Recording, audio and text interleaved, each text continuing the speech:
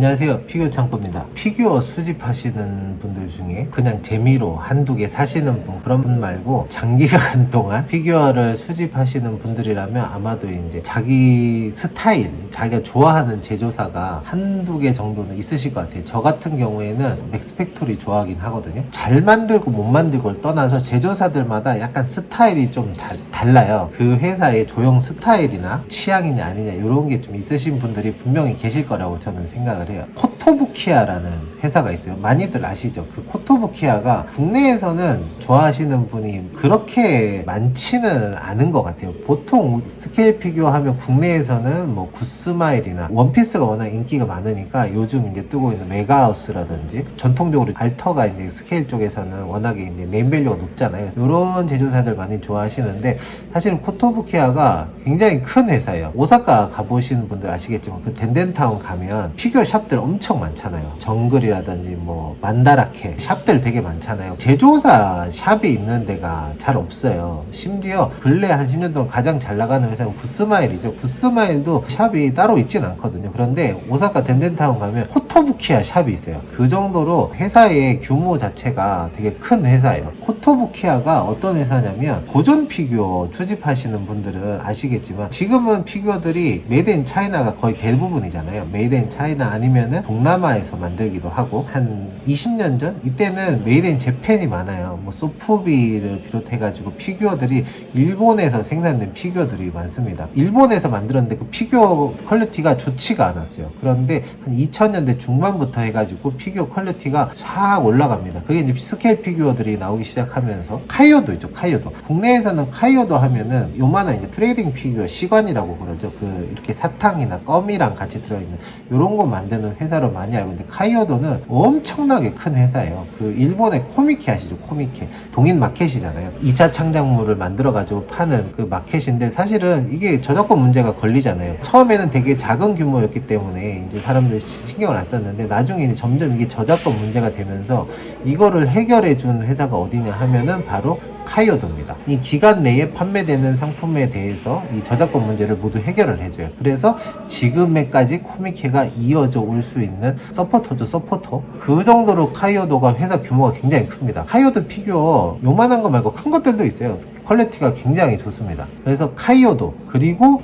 요때 피규어를 본격적으로 제작하기 시작한 회사가 바로 코토부키아예요. 그래서 코토부키아가 본격적으로 이 피규어 시장에 뛰어들기 시작하면서 이 일본에서 나오는 피규어들의 퀄리티가 비약적으로 상승하기 시작합니다. 이제 그렇게 시작된 이제 피규어 시장의 어떤 이제 시류가 이제 굿스마일이나 알터, 맥스팩토리 이런 이제 지금의 무시무시한 퀄리티를 자랑하는 제조사들이 등장하면서 이제 코토부키아가 상대적으로 약간 이제 떨어지는 이런 결과가 나오기는 했는데 그래도 아직까지 뭐 코토부키아는 일본 내에서는 굉장히 높은 위치를 차지하고 있는 피규어 제조사예요. 국내에서는 이제 피규어 회사로 많이 알려있죠. 그런데 그 푸라 쪽에서도 일본 내에서는 굉장히 유명해요. 푸라 모델 하면은 반다이잖아요. 반다이 외에는 사실은 나머지는 다 그냥 그러니까 절대 강자 있고 나머지 다 고만고만한 이런 분위기인데 일본 내에서는 코토부키아가 반다이 다음 가는 이제 푸라 모델 제조사로 많이들 좋아하시는데 어떤 회사 뭐 있냐면 제일 유명한 거는 미소녀 프레임 암즈 그 시리즈 있고 요거는 뭐냐면 요게 헥사기어라고 해가지고 헥사기어 시리즈가 있어요. 요게 코토부키아가 조이드 피규어를 만들었었거든요. 조이드가 공룡을 이제 메카닉화한 그런 피규어잖아요. 요 기술력을 가지고 비슷한 종류를 만드는 그게 헥사기어 시절 시리즈예요. 프라모델 하면 우리나라에 런너에 붙어있는 인젝션 킷이라고 그러죠. 이렇게 런너에 이렇게 붙어서 딱딱 끊어서 만드는 이제 그런 거 얘기하는데 물론 이제 그런 것도 있는데 프라모델 이렇게 만드는 거 얘기하죠. 레진 킷도 있고 이제 인젝션 같은 그런 시리즈도 있는데 레진 킷이라는 거는 뭐냐면 이게 제가 갖고 있는 레진 킷인데 5스타 스토리지 시리즈예요.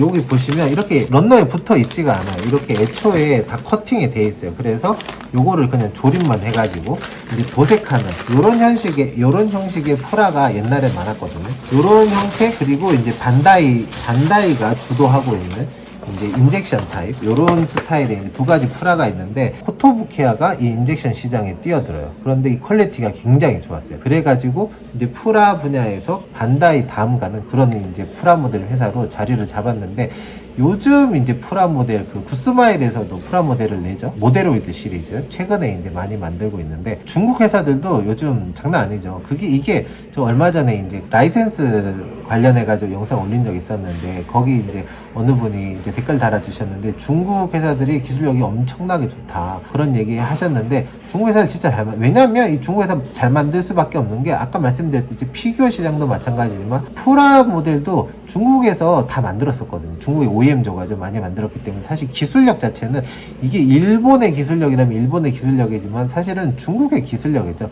얘들이 이제 실제로 라이센스 사가지고 아니면은 자체 IP를 만들어 가지고는 프라모델을 만들기 시작했어요. 요 근래 여기 회사들 퀄리티 정말 좋습니다. 그리고 중국 회사니까 가격도 많이 낮겠죠. 그리고 이제 자체 IP니까 라이센스 비용이 안 들어가기 때문에 저렴한 이제 프라모델을 많이 나오는데 아무튼 그래서 이제 프라모델 시장에서도 코토부키아가 굉장히 높은 자리를 차지하고 있어요. 미소녀 프라모델 같은 경우에는 코토부키아가 탑이죠. 원탑이죠. 원탑. 그 정도로 코토부키아가 사실은 국내에서보다 일본 현지에서는 굉장히 높은 네임밸류를 갖고 있는 제조사다.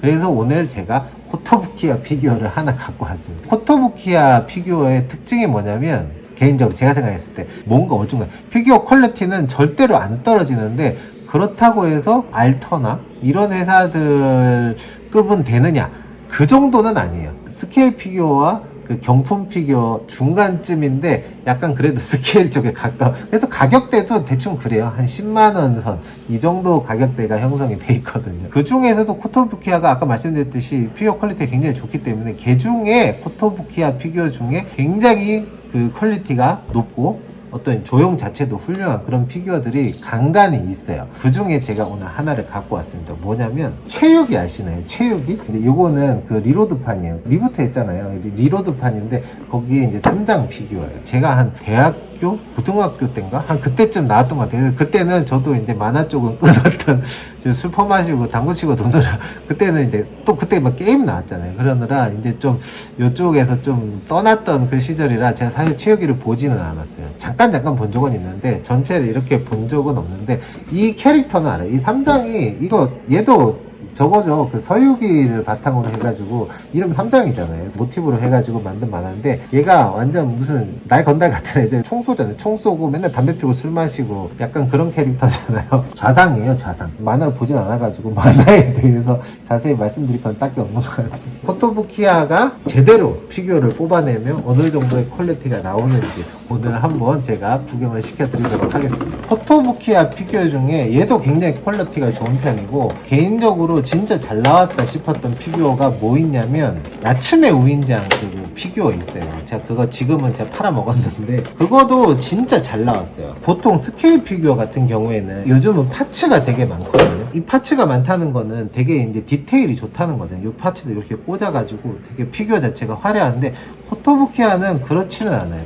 보통 이렇게 통짜로 나와요. 물론 애초에 이렇게 그 빵 찍어가지고 한 방에 나온 피규어의 퀄리티는 아닌데 조립이 다 돼가지고 나오는 이제 이런 스타일인데 보시면 사이즈가 꽤 큰 편이에요. 이게 높이가 좌상인데도 불구하고 높이가 한 20cm 정도는 될 것 같아요. 권총 들고 있죠. 담배 물고 있고 얘 이제 석가모니 얼굴 위에 앉아있는 얘 이제 삼장법사니까 얘의 스타일을 알 수 있어요. 왜냐면 삼장법사 이 중이거든요. 중. 근데 땡중이 땡중. 중인데 이 석가모니 머리 위에 앉아있다는 거는 얘가 어떤 놈인지 정확하게 알려주는 네, 그런 대목이 아닐까? 이렇게 하니까 초점이 안 맞아서 잘 안 봐지네. 저기 놓고 한번 볼까요? 헤드 조형 한번 보시죠. 헤드 조형이 정말 좋아요. 이 눈매랑 이 도색 퀄리티가 정말 좋습니다. 머리 헤어라든지 굉장히 세세한 부분까지 조형이 잘 돼 있고 도색이 진짜 예술. 이 정도면은 알터, 맥스 픽토리 그런 피규어 제조사들의 전혀 뒤지지 않는 도색 퀄리티예요. 속눈썹 보이시나요 이거? 어깨에 이런 부분까지 진짜 디테일이 좋습니다. 색감도 좋고 체육이 보면 만화에 그 색감이 있거든요. 약간 이제 칙칙시키면 칙칙하다고 그러죠.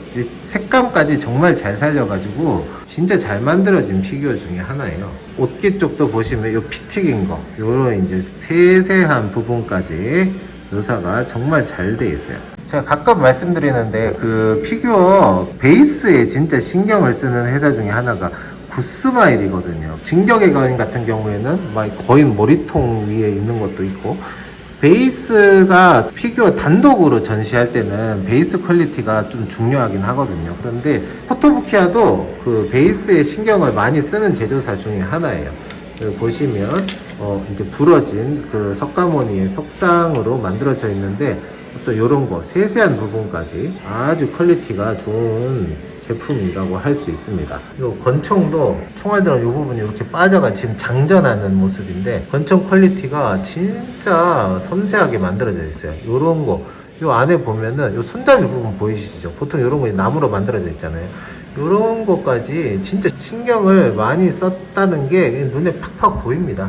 이게 남자 피규어가 사실 그렇게 많지 않거든요. 저도 뭐 자주 말씀드리지만 이 애니 속에서 남자 캐릭터의 비중이 그렇게 많지는 않기 때문에 몇 안 되는 남자 피규어들 중에 하나예요. 특히 스케일 쪽은 남자 피규어들이 그렇게 많이 나오진 않거든요. 소장해 보실 만한 그런 피규어가 아닐까 싶습니다. 이 등판 쪽에도 빼곡하게 글씨 써진 거 보이시죠? 정말 잘 나온 피규어예요. 코토부키아에서 보기 힘든 그런 퀄리티의 피규어가 아닐까. 오늘은 그 코토부키아에서 출시된 체육이의 3장 피규어 한번 잠깐 둘러보고 이제 코토부키아에 대한 이야기 좀 나눠봤는데, 개인적으로는 그 코토부키아라는 회사가 조형은 훌륭한데 약간 지금의 이 피규어 시장에서 이 스케일 시장의 어떤 선을 안 뛰어넘고 있는 것 같아요. 그러니까 저런 피규어 중간중간에 있어요. 특히 이제 코토부키아 같은 경우에는 특이한 피규어를 많이 내요. 예를 들어서 뭐 DC 만화 시리즈 있잖아요. 그런 거라든지 적어도 이제 울트라맨 괴수 시리즈, 그러니까 괴수를 만든 게 아니고 괴수를 여체화 시켜서